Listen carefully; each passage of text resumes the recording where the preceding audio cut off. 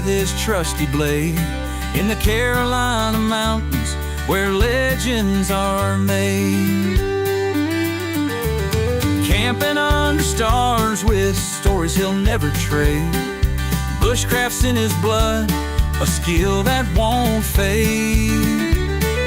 Knives in his hand, sharp as his rugged wit, honing edges by the fire where the twilight sits. He's got a heart of gold, but his words never quit. In the wilds of the mountains, he feels truly lit. Oh, Patrick of the Pines, living wild and free. In the mountains of the Carolinas, where the air's salty sea. With his knife and fire, he carves his story. A life unbound by time, forever his glory.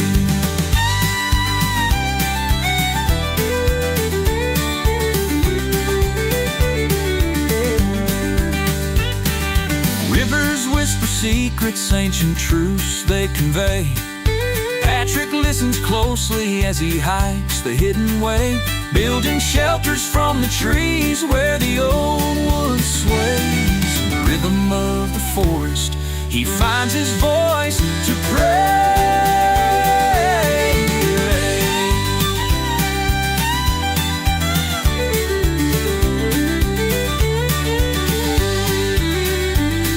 Sunrise to twilight, the mountains are his clock.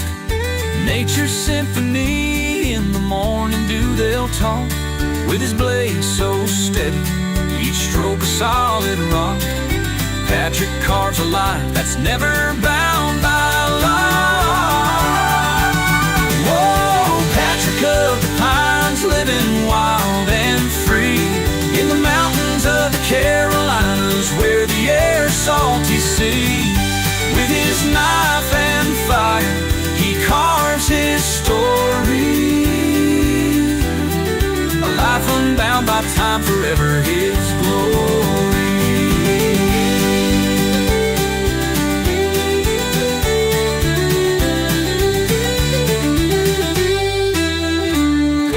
Rivers whisper secrets, ancient truths they convey. Patrick listens closely as he hikes the hidden way, building shelters from the trees where the old wood sways.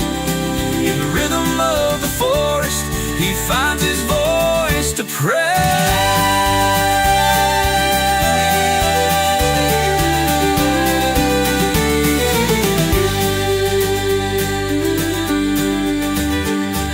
Sunrise to twilight, the mountains are his clock. Nature's symphony, in the morning dew they'll talk. With his blade so steady, each stroke a solid rock. Patrick carves a life that's never bound by law. Oh, Patrick of the Pines, living wild and free. In the mountains of the Carolinas, where the air's salty sea. With his knife and fire, he carves his story.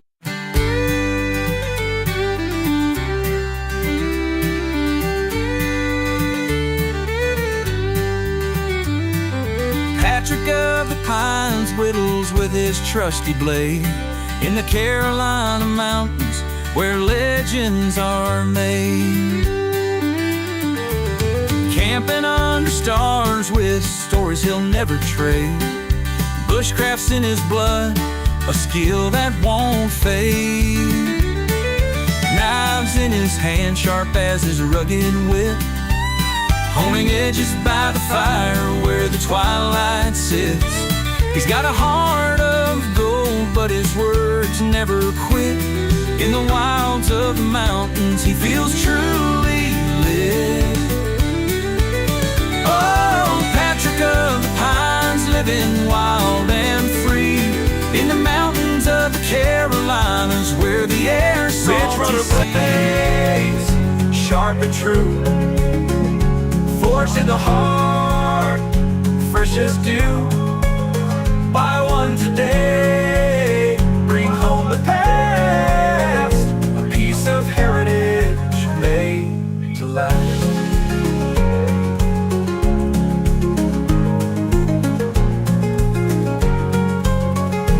Best about your way.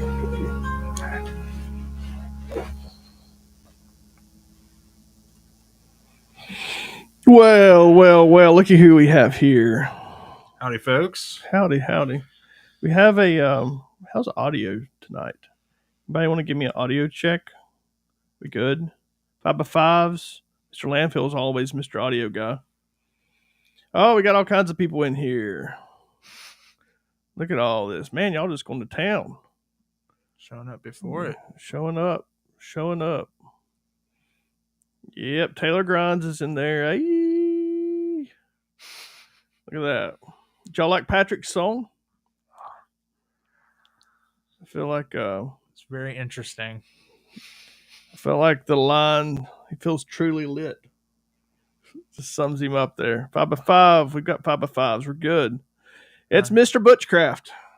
Lord. Mr. Overton Windex gave him that name Yes. beforehand. Can y'all hear Patrick okay? Patrick, you're going to have to slide in a little bit. That thing. Take all that stuff out of your way, man. There's so many knives. I know. Just kick it. Kick it real good. Yeah, I feel like we struck gold on that song. It's pretty Struck good. gold. Yeah. It's pretty all right. Well, see. It's a banger. Only 3 thumbs up right now, man.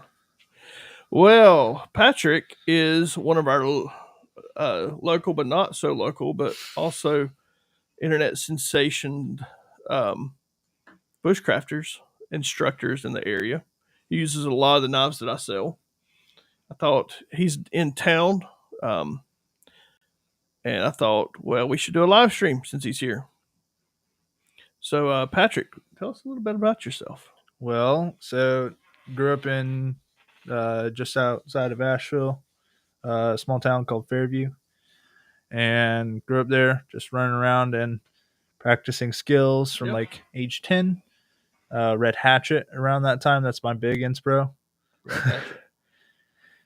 So Hatchet, and then started working / training under Buffalo Cove Outdoor Education Center, which is in Lenore, when I was about 17 years old.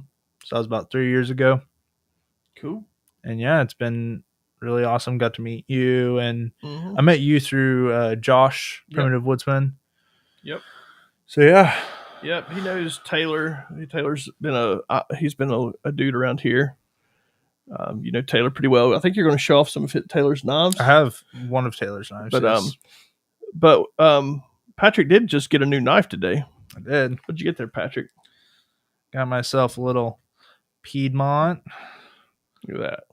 From Corey at Bowman Made Knives. Yeah, this is the new Ridge Runner Blades exclusive.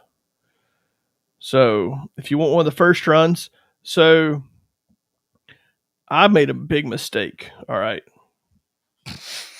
And somebody pointed it out to me and I still didn't get it, which is kind of sad. What'd you do?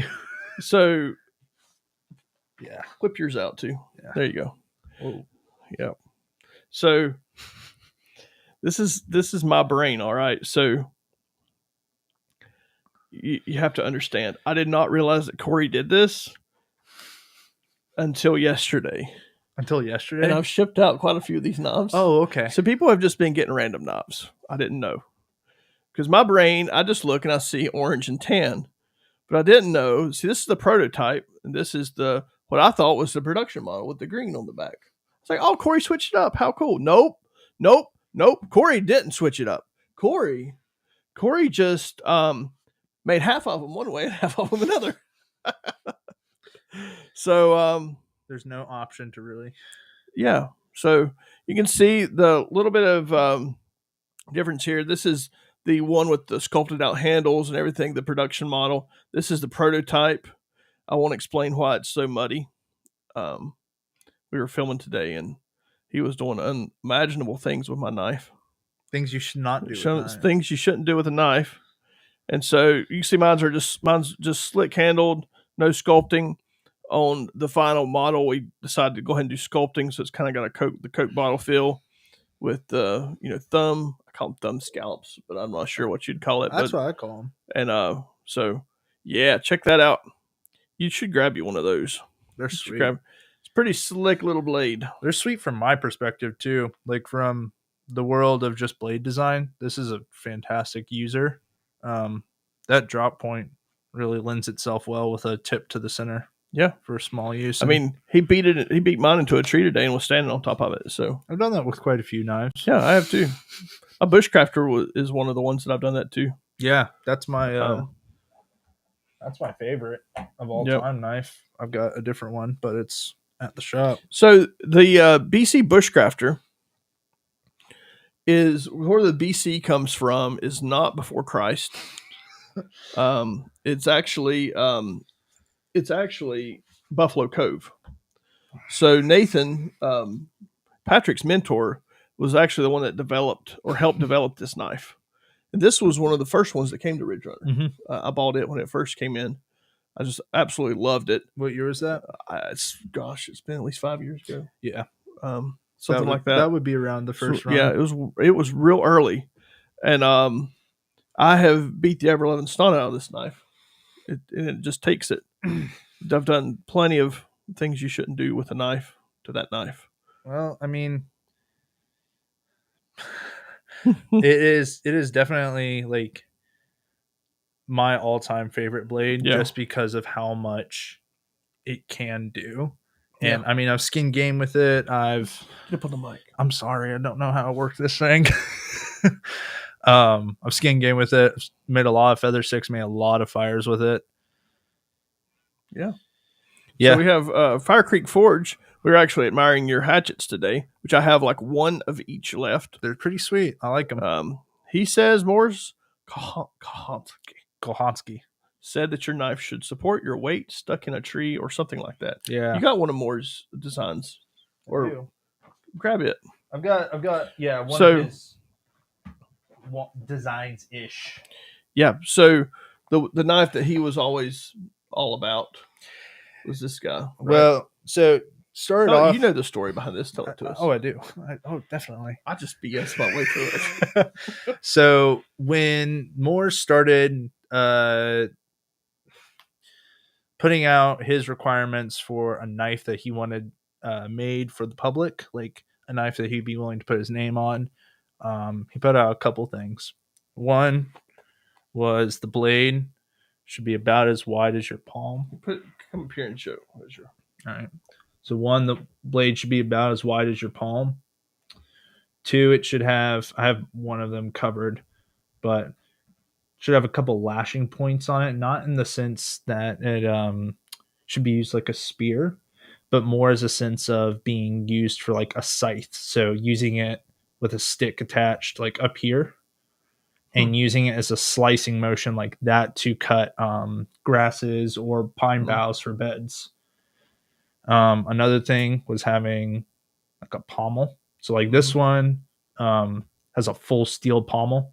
Mine says 002 on there. Ooh, fancy. Fancy. But it's actually welded on. So it is absolutely not going anywhere. Yep. And Fire Creek said Moore's used a lot of Moras, which is very true. That's what he started out with. So that was his. So that's kind of what he started out with. And so he started out with like the Mora 511 with the guard, and he would bandsaw the guard off, sharpen the spine, drill a hole through the back, shove flagging tape through it, like orange flagging tape, that he could throw it up in the air and have it drive down to 3 feet of snow and still be able to see the knife. So that's cool. Yeah. We have glow-in-the-dark beads for that now. We do. You don't have to use flagging tape. Or orange paracord. Orange paracord. Yeah. Let's see. But yeah, so that one is the Bowman made Skookum. Yeah. So it's it's another knife that we carry. We have the mini version and the standard version. You've got the standard version there. Yeah, this is the standard. I didn't realize because we sell a ton of those guys. Mm-hmm. I didn't realize that there's like a 10-year wait on getting an OG. Like the website hadn't been updated since 2009, but apparently you can still get on the list for like 10 years from now. And the guy's like 70, so good luck there. Good luck getting one. Yeah, I'm on the list. I'll update you when I'm not on the list. However many thousands of days later. Yeah, Patrick will probably be the owner of Ridge Runner Blades at that point. You know? No. 10 years from now. No. But he's got his set up to net carry, which is really cool. I mean, I think that's where Moores talks a lot about net carry, especially in the boreal forest with all those winter layers. There's some arguments out there for like getting caught on net carry. I'm not so sure about that. It's more of a Wild West thing. Yeah, and like, to be honest, they're trying to hang you. To be honest, mine has a belt loop on the back, and all I have to do is just take this cord and wrap it around, tuck it, and then slip it on my belt when I'm off running. That way it doesn't get caught when I'm running. I usually net carry when I'm in camp or if I'm teaching for long periods of time when I'm sitting in camp. But I really like it. So we were sitting here watching a video of Moore's like from 1975. Very pixelated. Qualities. This guy talking about this poor interviewer guy was like kept interrupting him every time he was doing something. No, stop building the fire. Come show me your shelter. Yeah. Moores, as you're lighting this twig bundle, I need you to explain to me in excruciating detail how you're building this lean-to shelter. And he's like, he's like, I don't really care about that right now. So tell us, like, so you're kind of branching off and doing some of your own training stuff too, right? Yeah. I've been offering. Someone finally took all the Moore's ideas and made a knife. Yep.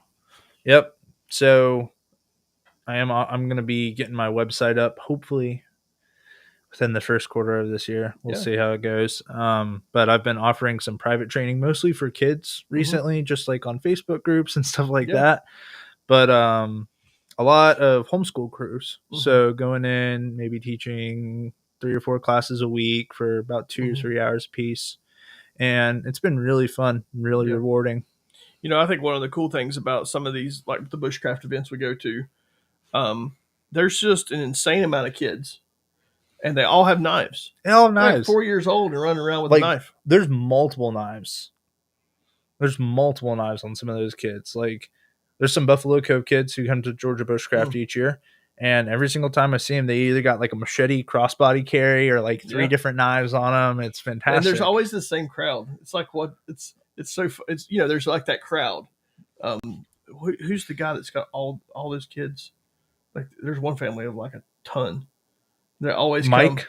Is it Mike? Is it Mike with Crystal Creek? I think it might be. Does he have are they all blonde-headed children? Yeah, that's Mike. They look like they were like Hitler's like fine specimens of. They look like they're super clone, blue-eyed, blonde-haired. Yeah, those are all Buffalo Cove kids. It's really funny. And they all come up and they literally spend the entire weekend. They pick up every knife at the booth like 5 or 6 times. Just go through.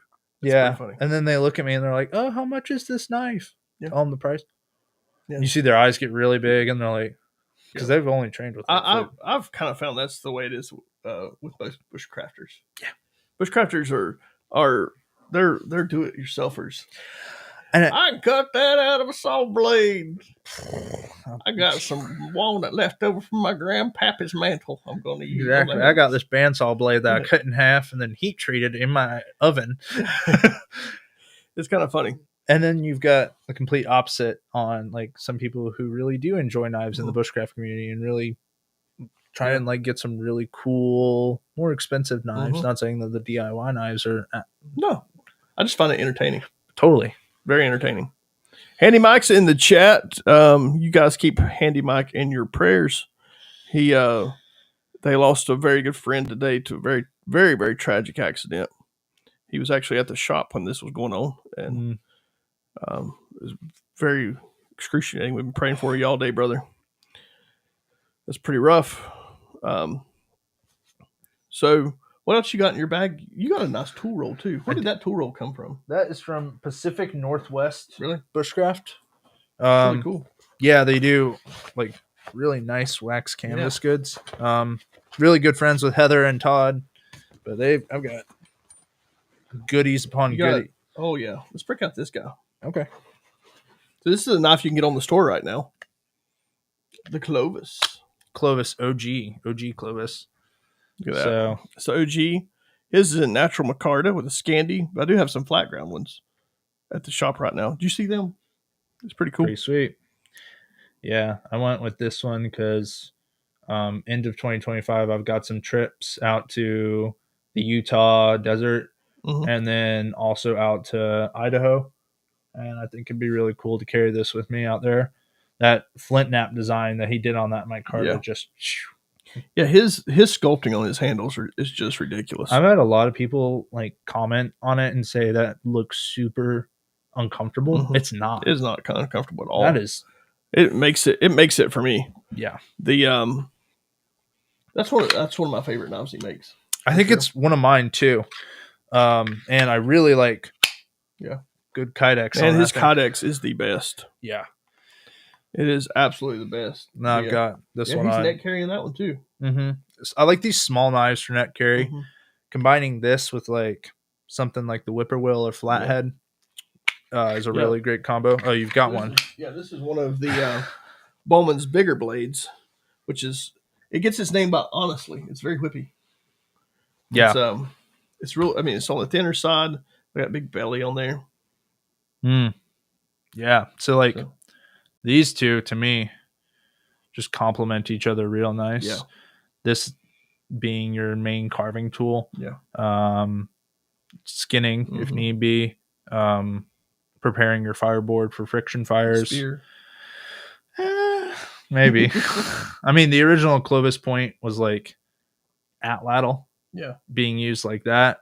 But that takes care of a lot of your small tasks, while this is really your bread and butter for, you could totally carve with this, that really nice continuous curvature. I bet that would make some mean feathers on there. So let's see. Hey, when you let me interpret Mr. Idaho man. All right, cool. Hey, when you come, teach us Yankees ways to craft the bush. I could be a big group. He could get a big group together. There we go. Nice. Yukon is also one of my YouTuber friends. He is he sounds like a drunk Canadian that somehow stumbled across the border and got lost. And he ended up in Idaho. Oh, well, fantastic. Yeah. Well, so where are you going to Idaho? There's a bushcraft gathering up there. Really? It's called Rabbit Stick. Where's it at? It's like Roxburgh, Rendsburg. I'll have to relook it up, but it's the oldest bushcraft gathering in the United States, like 36 years going. Really? It was started out as primitive skills conference, so people were going there and being like, all right, how'd they make this? And they bring up like an artifact arrowhead and they try to make that. How'd they do hand drill? How'd they do bow drill? That was literally all they did there. But yeah, this and this together, you could do a lot. Yeah. You add a saw into this mix, you'd be fine. But I think I'm going to have one of these coming next couple weeks, probably. That's pretty sweet. I like the sheath that he does for this too. I do too. I am a really big fan of cross draw. Yeah. I mean, the way that's set up is just pretty awesome. I love the maple handles he did on these. It's really pretty.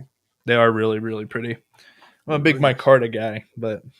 You're a big micarta guy? Yeah. It is tough.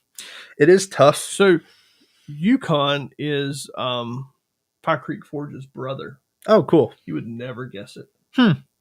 But they're there. It's like 9 of them kids. Oh, wow. Yep. So... Making them at night. You can't do it. Rexburg is where it is, Fire Creek's Forge. So Fire Creek, Elijah's probably been there. Yeah. He's from Idaho. So Taylor says, did Patrick just say he's really a big fan of cross-thread? Yes, he did. No, I did not.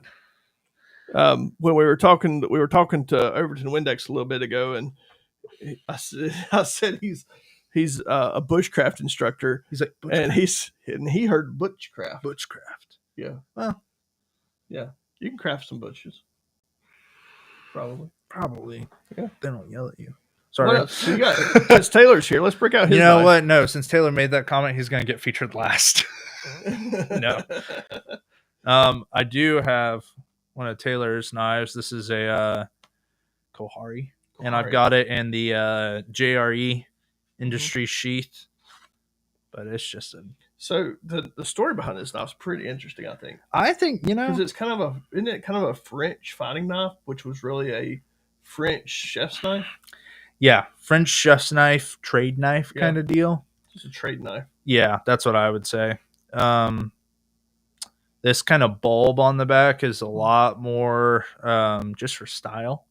They'd be really decorated. Sometimes you can find one with like crosses and pieces of mosaic art on it. It's really cool. But what it does is really push out that weight all the way to the back. Yeah, the balance on that knife is crazy. Yeah, it's like light as a feather. It feels so light. It's crazy. I love it. It's a really cool knife. I'm glad I reached out to Taylor to make me one. That's Taylor Grinds. Taylor Grind. I got mine is black TP design. I mean, black feather design. Yeah, I got one of his pins or micarta pendants that he made me. Cool? He makes this stuff a lot. Look at this. Super sweet. Check this out. Little micarta pendant. He is Mr. Micarta, man. I got he has a tremendous collection. I haven't seen it, but I'm supposed to soon. Yeah. Yep. We went by and saw his new shop today. Oh yeah, we did. He wasn't there. No. Wasn't doing anything today. Wasn't making knives. Why would he do that? Why would he do that? But yeah. This is really an awesome knife. I mean, it was primarily used on the frontier. You see accounts of like long hunters and militia people from the colonies killing French voyageurs, which were the tradespeople who were trading with the Native Americans, stealing these knives. Really? And because they were like, oh, this is a fantastic knife, taking them as trophies, taking things like medicine pouches that the French had traded for. French firelocks were very, very prized for because they were fusil de chasse was what a French firelock was called. What is that? It's a Fowler. It's just like a black powder shotgun. Oh yeah, okay. You could shoot round ball or shot through it. So yeah, it's a very, very sweet knife, and I think it's great that we went with the best steel. The best steel, ADC the best steel. The best steel. Well, I'll tell you, Mr. Fire Creek has kind of converted me a little bit on that. So I have been diehard ADC RV2. I still love it. Like it is, but he sent me his knives they're made out of 52-100, which is a lot. It's very similar to ADC RV2, but I really am digging the 52-100 stuff. I love ADC RV2. I still consider it God's steel. It's God's favorite. It is. But yeah, I really like this knife. I'm glad I reached out because I reached out to Taylor to make me one for my long hunter impression. Then we got to like the handles, and he's like, "Hey, I've got some really cool micarta. You want to put micarta on it instead of some of that maple that I was gonna do?" Like, yeah, do it. So turned into a modern French trade knife. Yukon says, "What do you charge for a class per person?" Well, Yukon needs to reach out to me. I'll connect you. I don't publicly disclose that. Plus, it's under $1,500 a person. Yes, that has echoes of the buoy. That would make sense. Don't block now. There we go. That has echoes of the buoy. The buoy was influenced by various backgrounds. Yeah. I would say so. A lot of those knives influenced the buoy, which is very cool to look at that blade's history. Jason Knott has a very interesting take on the buoy, and he's like one of the old-time buoy makers, you know? Yeah. He says it is a total fantasy knife. You know, which I found very interesting. He said it on the last podcast I did with him. Oh. He said it's a complete fantasy knife.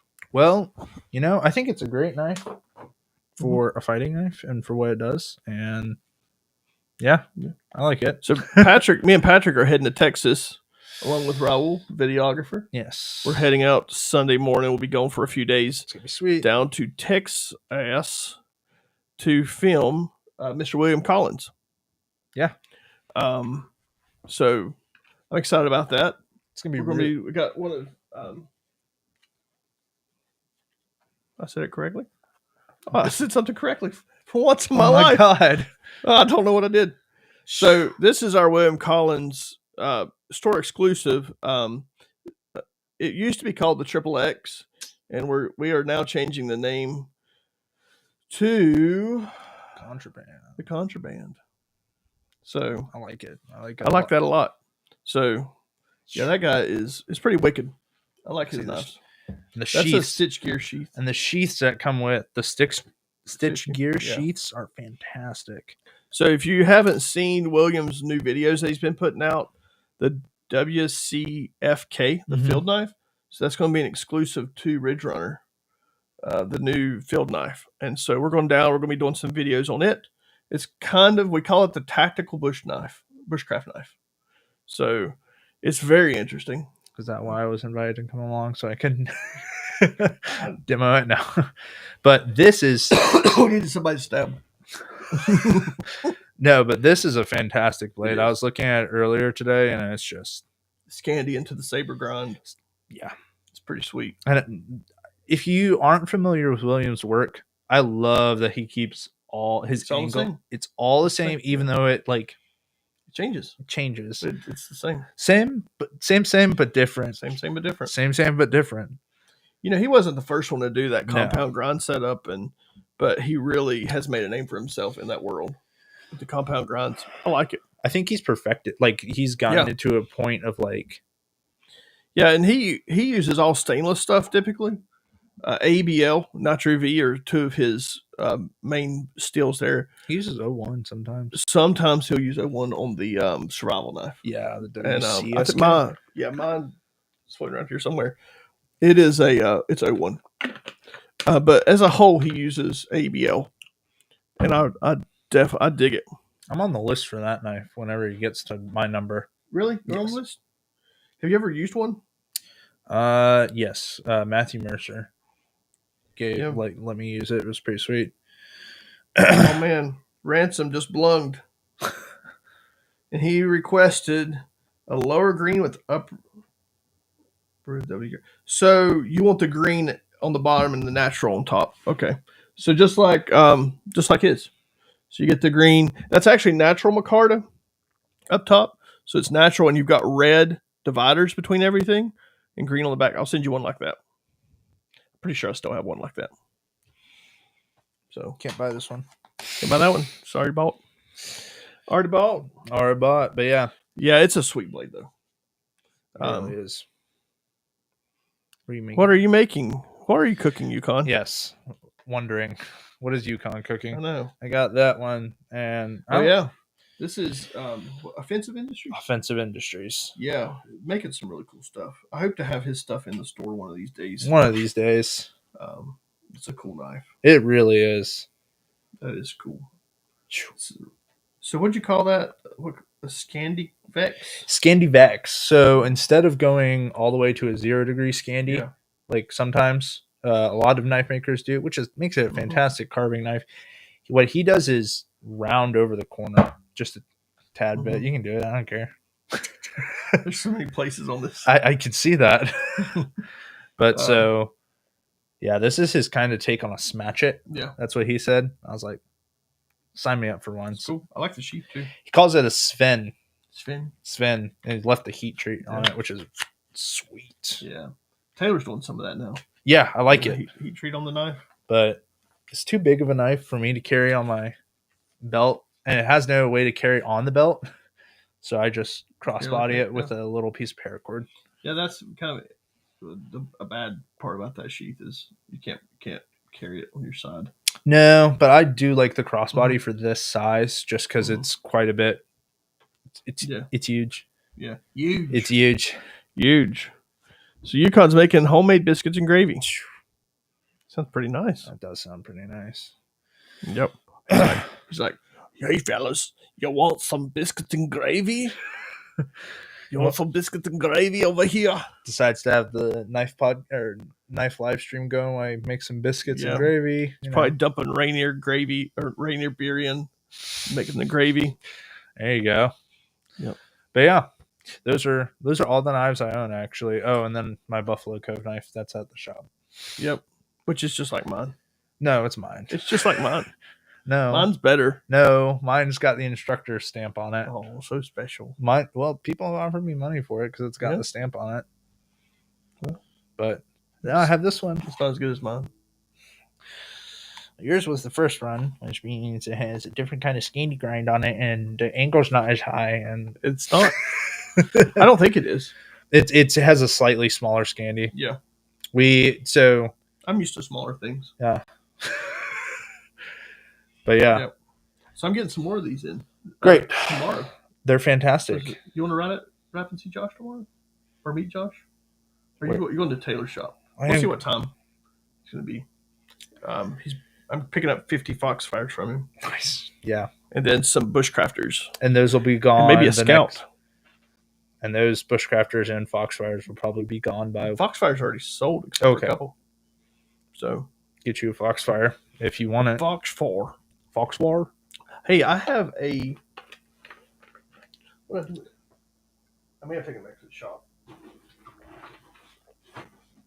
Yeah, but I did. What? I have a prototype. I traded for another prototype Foxfire. Oh. It's pretty cool. I see. But it's engraved prototype on it. It's got it like on the top. Yeah. Who'd you trade it from? I'm not going to say. Okay. I'm not going to say what they traded it for either. Traded it on. It was a trade-in. Foxfire, collect them all. Yeah. So I do have one prototype, and it's in mint condition. So I said I would let it go for what I gave the guy a trade-in. It's like $325. It's prototype. There's 3 of them. I have one. It's my personal one, and then I traded for this one. Let's see. I have. Who has read the Foxfire? I don't know that I've read all those books. They are fantastic. I know they are good, but I don't know that I had those as a kid. My grandfather had most of them, and I read them all, and they were great. The one on gun building with Herschel House is fantastic. I think that's book 5. It's like flintlock hunting, bear hunting. There's a recipe for gunpowder in there. Really? Yeah, it's pretty good.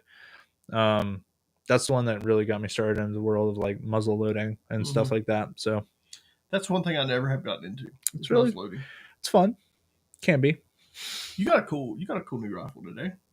I did. I got did some trading of my own. So what's it called? M6? An M6 Scout. Springfield. Yeah, Springfield M6 Scout. They still make it? No, that's the thing.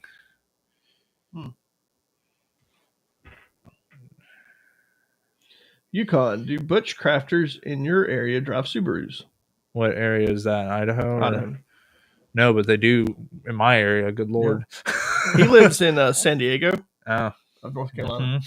Or San Francisco. Yeah. North Carolina. It's the land of the Subarus. I think I did the math one year. I looked into Subaru sales into that part of the country. They are quite Subaru sells quite a few cars. They're a fantastic car. They are. Fantastic car. Senor Flores. Mr. Flowers. Senor Flores. Senor Flores. Yeah, he drives one. Also drives a Gladiator. Yeah. Yeah. Yeah, mine is the 410/22 mag. So I like 22 mag a little bit better for squirrel hunting and rabbit hunting. A little bit more power than your usual 22 LR. So I'm not into 410. I think it's kind of useless a lot of times. I like it for when squirrels are like up in the trees and I can just kind of point and shoot in that general direction. They should fall out of the tree. I've had them get shot by 22 long rifle and then crawl into a tree, and then I never see them again. I'm like, there's gonna be a dead squirrel skeleton up in there when we chop that tree down. So yeah, I like that little rifle. I think it's going to be really cool. I dig it too. It's really cool. I like break action stuff like that. I mean, they were meant. So the original concept was from the defense. It was a defense contract in the early 1950s, and they wanted a rifle that would fit in the back of Air Force fighter pilot seats. So when they would eject, they would have a rifle with them, and that they were looking at Russian areas that may be happening in. So that's why they designed a great rifle to have if you're up against the Russians. 410 and a 22. I think they were in a wilderness area, an area you had to survive. But yeah, I mean, that would take care of your small game pretty well. The 410 would definitely, I would say, just tick off a bear more than anything. But tick off anything. Tickle. Yeah, I agree. 410. Crazy Cajun, he's our resident boomer. He does 3-gun stuff. Don't you?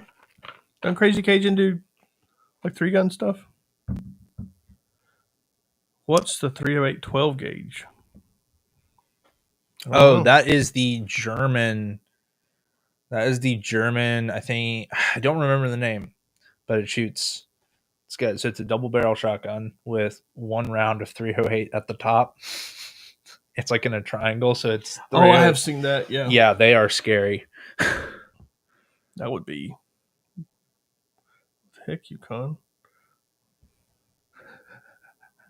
Remember the Jeremiah Johnson 50 scene with the same model of rifle and bar for filming. Great squirrel gun. Awesome. Yeah, so he does cowboy action shooting. That's awesome. That's really cool. Yep. Travels around. Sweet. That's great. Cranks the lever. Cocks the shotgun. Does that little fancy. Oh, very fancy. Yeah, he's fancy. He's a fancy boomer. Yep. Well, so what's on your list for this year? What are you going to do? So you got a lot of classes you're teaching this year. I've got a lot of events I'm going to be at. You're teaching at? Yeah, a lot of events. What's the list? Let's pull it up. So if people want to come and see me at some of these events, so next month, February, I'll be down in Florida at a small local event called Carry the Kindred Fire. I've been a part of that event for the past 2 years. A lot more skills based. There's no vendors. It's just camping and skills. That's it. Very cool small event. March, what is it? Yeah, March 20. In March, I'm going to be at Mountain Readiness. I'll be there. You will be there. Yeah, if you're anywhere around the North Carolina area, you should plan on coming to Mountain Readiness. It's going to be a great location. It's a blast. They have all kinds of people coming in. Robert does an excellent job putting it together. He does. He's a knife maker himself. I know. I'm talking to him about a hatchet. Yeah, his hatchets are really interesting. I want one. Yeah, they're pretty cool. So I've got that. Yeah, we're sponsoring that event this year. Oh, nice. And so y'all should come on out. They have a lot of pretty famous guys coming out doing classes. Yeah, they do. They have it's a great mix of skills, and then you've got your tactical, a little bit of prepping, a little bit of prepping, a little bit of your tactical gun community. A lot of times they do a big party, the last night that it's open, Saturday night. Yep.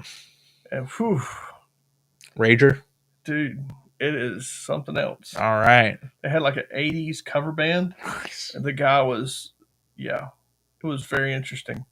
It was transport back in time. He got so into it. It was pouring down the rain, and we were under this tent. It was something else. That's amazing. I can't wait. It was amazing. Taylor was there. He knows. He knows. Well, this was fun. Well, thanks for doing a live stream. I had more events. Oh, sorry. ADD brain. I know. So I've got that, and then April, I'll be at Georgia Bushcraft. Yeah. Spring gathering. So if you want to come by and hang out there, that's a really cool event. A lot more vendor based. Cool. A lot more. I won't be there this year. That's at the spring. Yeah. The fall gathering is their bigger. Fall. I mean, what did they have? How many people were there last fall? It was quite a few. It was what, 1,500? 1,600 something people. like that. Their parking lot was full. Yeah, it was fun. So I've got that. It was a fun event. So I've got that. And then I've got another small local event with a Bushcrafter friend of mine, Robert Baudier, who runs Bushcraft, Florida. I'll be down there teaching a friction fire demo. So sticks. Make fire with sticks. Make fire with sticks. I'll be teaching this. You wear your full headdress when you do that, don't you? No, I don't. I had to put that away due to political reason. Oh. Just have Taylor with you. Yeah, there you go. He's part Indian. There you go.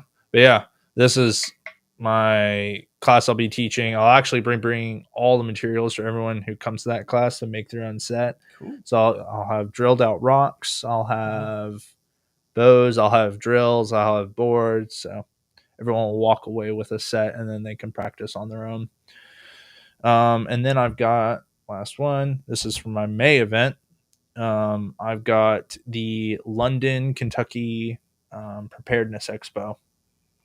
And that is an event that's been running for 2 or 3 years now. I'm going to be there with my buddy Jake Trent, and then Donnie Dust, another friend of mine. And he's more of our flint napper guy. He's pretty famous like on YouTube and stuff. He gets a lot of hits on his reels. Just flint napping. Yeah, a lot of flint napping. That's pretty hard stuff. I've been working on it. Really? I'm trying to work on a flint napped Buffalo Cove knife. Really? Yeah.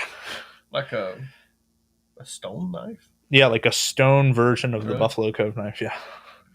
You should do it out of obsidian. I'm doing it out of Keokuk, which is like a red stone. So it's going to be a red version. It's going to be pretty sweet.